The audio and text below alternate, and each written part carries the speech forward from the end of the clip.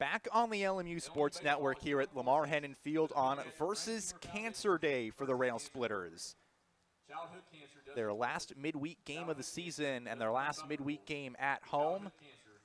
They designate that as their Versus Cancer game against the Trailblazers for the Rail Splitters. They've honored that throughout the day by donating to cancer research, but also a show of support by a lot of the players on the team, shaving their heads, done by head coach Justin Haywood, and even some of us here in the press box.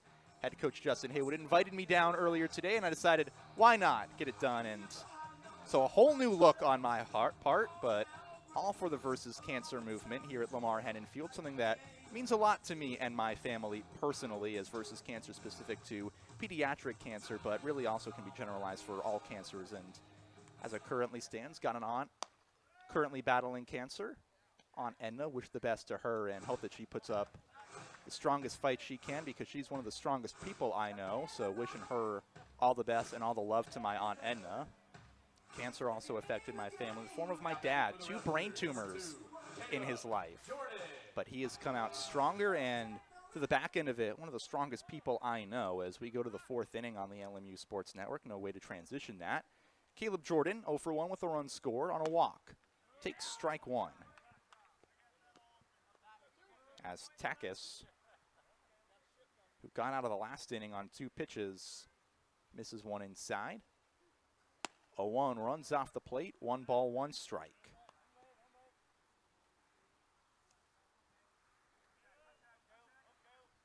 Jordan, that walk and a run scored, brought home the first of the ball game for the Rail Splitters.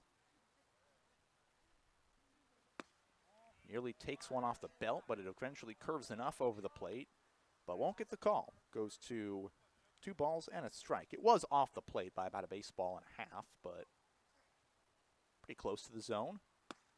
Same spot, same call. 3 balls, 1 strike to Caleb Jordan, and trying to lead things off for Lincoln Memorial. They have gotten the leadoff batter on just once today. It was a single back in the 2nd by Nick Kalin. They'll do it for a 2nd time. A leadoff 5-pitch walk worked by Caleb Jordan, his 2nd walk of the ball game. Drive that season total a little bit more north now. That will go to 22 walks on the season. And here comes Alex Kowalski, a single and a double already today. Started with a double his first time up, now a single. As Takis trying to settle down and show the pitcher he was a couple of summers ago. Spent 2024 in the Florida Collegiate Summer League, as that one wears off of Kowalski. So he's 3 for 3 in reaching base opportunities, and once again, the Rail Splitters will have a runner in scoring position in each inning so far at the plate to bring up the cleanup man in Mullenix. Takis, while he was in the Florida Collegiate League, spent time with the Winter Garden Squeeze down in Winter Garden, Florida, where he won Pitcher of the Year, going 5-0 with a 1.55 ERA, but now he's in a bit of a pickle. He's got Mullenix, the cleanup man, up to hit with nobody out and 2 runners on.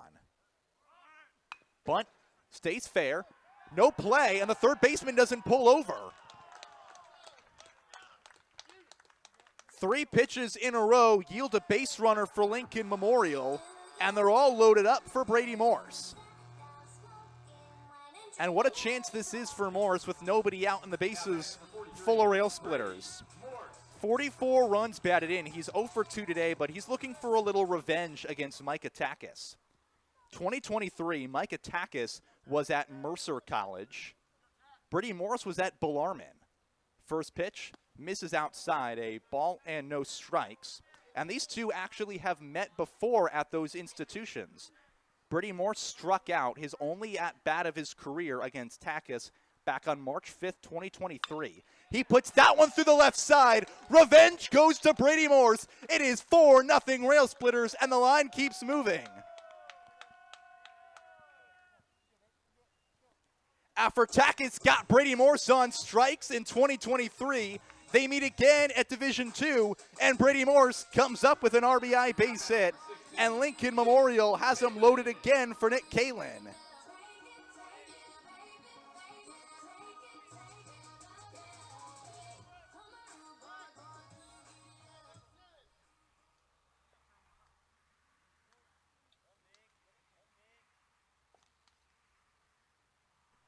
Kalen watches the pitch upstairs, a ball and no strikes.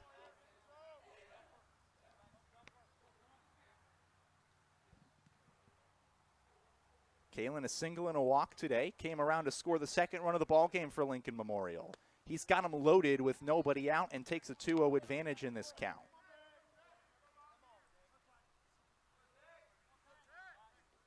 The first 4 men of this inning have all reached on 13 pitches against Takis. 2-1 as Takis is able to find the high outside corner. Jordan started with a walk. Kowalski got hit by a pitch, and Mullenix a bunt single to the left side set things up for a Brady Morse hit into left field. 2-1 home, and Kalen puts one on the right side. It skips off the glove of Magaha. He's got one play. It's at second base. Kalen gets safely to first. Kowalski scores from third. Down to third goes Mullenix, and the Rail Splitters have a 5-0 lead. Start early and start hot when you're playing the number 5 team in the country. And that's what the Rail Splitters are doing right now. Kalen reaches, drives home his first run of the ball game, and now Dugan steps up with men at the corners and 1 out. 1 for 2 with a base hit and a strikeout. He holds up as Hegler has to make some acrobatics to keep that one from going to the backstop.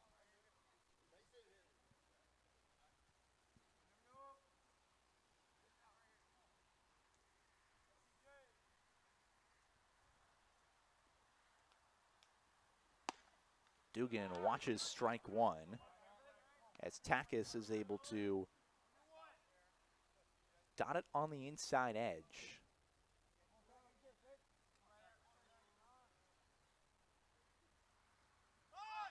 Shows bunt, but puts it into the net, so it goes to a ball and 2 strikes, and the bunt now going to be off by C.J. Dugan as he tried to ambush that left side of the infield.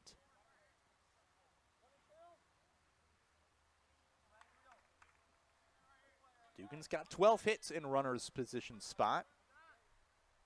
20 runs batted in these positions. 1-2. Puts one high in the air, but it gets into foul territory out of play, so it stays 1-2 for C.J. Dugan.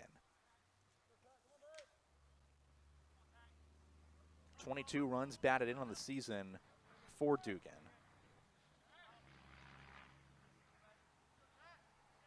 Double in the first meeting when these two faced off, as he takes one outside in Tigerville, South Carolina. Pitch that misses. 2-2 now to C.J. Dugan.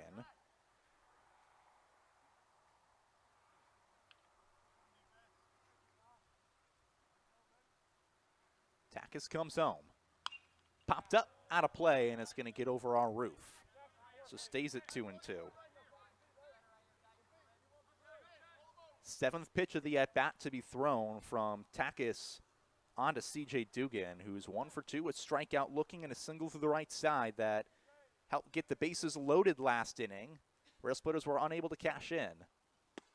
And this is the second strikeout of the day for Dugan.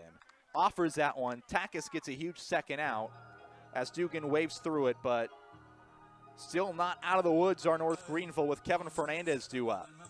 A walk, a run scored back in the second. He also popped out to Magaga in the last half inning.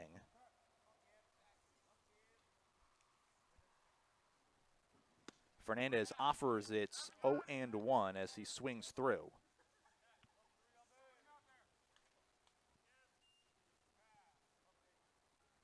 Came into today hitting .292 on the season. Swing and a miss, it's 0-2, and what a turnaround he had after the first few weeks of the season, where you come out of the first few games, Lincoln Memorial was trying to find its footing, and Fernandez was 1 for 11 to start the season going into the Emory and Henry series. He has turned things around. Watches one, same pitch that he offered out last time, but not going to get him fooled. Goes to 1-2.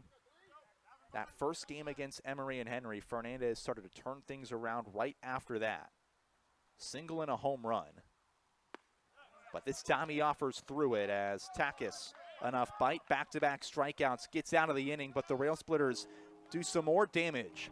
Lincoln Memorial leading early, on the number 5 team in the country. Rail Splitters 5, Trailblazers nothing, going to the 5th on the LMU Sports Network.